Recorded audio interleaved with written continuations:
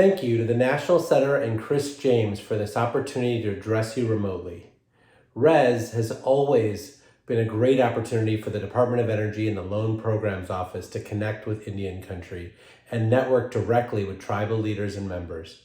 While I'm unable to attend in person, I'm glad that leaders from the Loan Programs Office are able to be there in person. The gathering is an important one for the Loan Programs Office at the Department of Energy and the Tribal Energy Loan Guarantee Program. It was where we first rolled out the Loan Guarantee Program in 2018, and it was the final event we were able to attend prior to the pandemic keeping us all at home. And I'm proud that it is the first event that our team is able to travel to in person again. In some ways, the inability to meet in person in 2020 made it more difficult to engage with tribes. But in other ways, thanks to technology, we were able to engage across the country in a manner that we previously not done.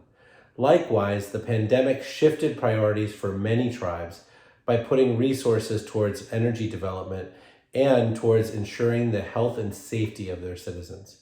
That's what makes the theme of this week so accurate. Tribes are moving forward with resiliency and reinvention. We look forward to doing so with you. As attention shifts back to the economic potential of energy and mineral development, we will continue to be accessible through video and phone teleconferences to discuss your projects and hear your feedback about our program. From the conversations we've had during the first half of the year, we're inspired by tribes' aspirations in the energy space. It is an essential part of the environmental justice pillar that the Biden-Harris administration has put forth for the Energy Department. With up to $2 billion in available loan guarantees, the Tribal Energy Loan Guarantee Program can play a large role in that effort. Let me also note that we have a loan program that's focused on innovative technologies that have yet to be widely deployed and on decarbonizing the automotive supply chain. That's why we welcome tribes to talk to us about their proposed projects so that we can work with them to find the best fit for their debt capital needs. But we can't have an impact if we can't get the money out the door. As Secretary Granholm has made clear, our mission is to deploy, deploy, deploy. We recognize that to do that, we need to make some changes to improve access to the Tribal Energy Loan Guarantee Program. That goes to another directive from the Secretary, which is to actively listen to tribes. Secretary Granholm and other senior DOE officials hosted a listening session in April.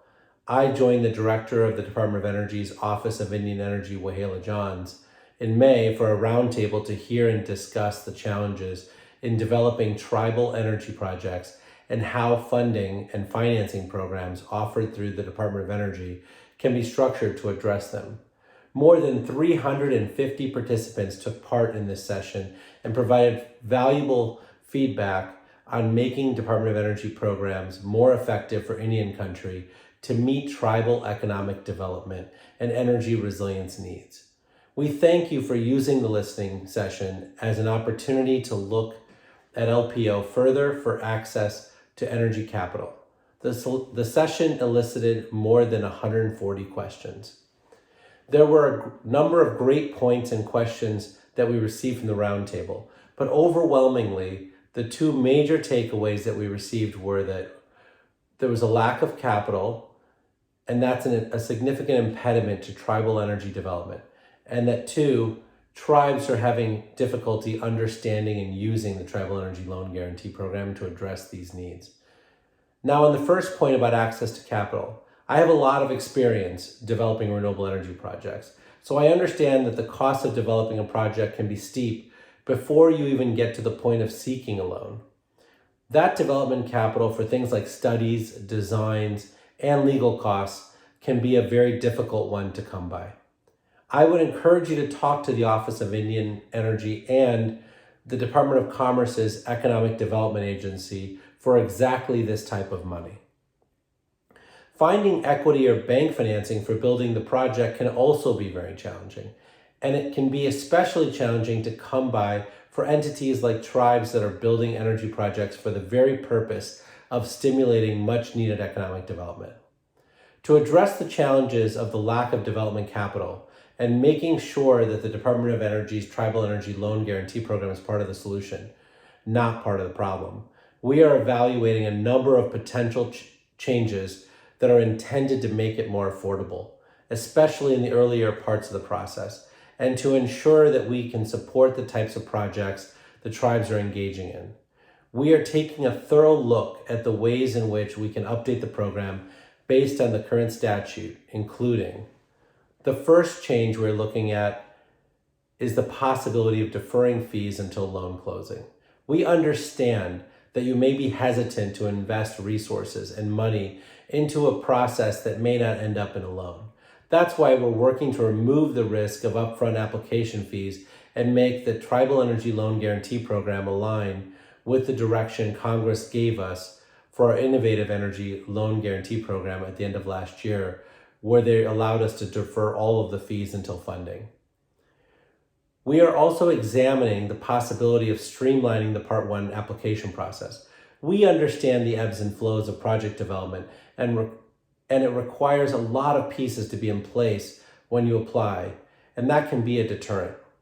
We're looking at a process that focuses on Part 1 review, on simply confirming that the borrower is or will be a tribe or tribal energy development organization, and a general project description to confirm that it is an energy development related project and has an eligible ownership structure. Consistent with the approach we are now taking in our Innovative Energy Loan Guarantee Program to remove barriers to applying, the project would not need to demonstrate the project's creditworthiness until Part 2 of the application is submitted. Additionally, we are looking at how we can knock down barriers to support smaller projects. We've heard that costs, fees, and the time to go through our process can be a deterrent for smaller projects. To improve accessibility to the loan guarantee program for smaller projects, we are looking at ways to reduce the time and cost of the application and underwriting process. Among the changes under consideration are a greater reliance on the diligence and underwriting process of lenders, particularly when considering the need for an independent credit rating or separate consultant reports for guarantees below a certain threshold. And finally, we are re-examining our view of eligible borrowers and projects. Energy markets change rapidly, and we need to be able to evolve with them. We are looking closely at our statutes and rules to identify how they can support the ownership and financing structures that tribes are considering. For instance, we are actively working on potential structures to include tax equity structures. I've directed my team at the Loan Programs Office to work as quickly as possible to identify what we need to do to make these changes happen so that we can do as Secretary Granholm has charged us. Help deploy. My mission is focused. By the time we gather for RES in 2022, I want to be able to talk about actual applicants to the Tribal Energy Loan Guarantee Program.